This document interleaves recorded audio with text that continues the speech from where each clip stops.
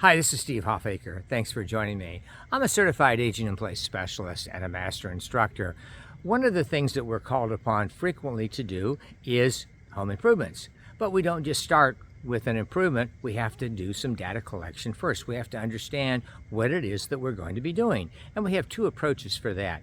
One involves the space, the second involves the client in that space. So in terms of the space, we want to evaluate what we see. What is there that is solid and durable and functional, and what is not? What do we need to change? We keep what's good, we improve upon what needs to be changed. We look at surfaces and the age of the product, the quality of it, how durable it happens to be, and then we look at the client's needs. How are they able to function in their home? Issues that they have, vision and hearing and balance, and the way they're able to navigate that home. Any obstructions or issues or concerns that they have, they will express to us, or we can actually observe them as they use their space. It's this combination of the client's ability and what we observe in the function of the home that goes together to form a composite of how we might want to approach a home improvement.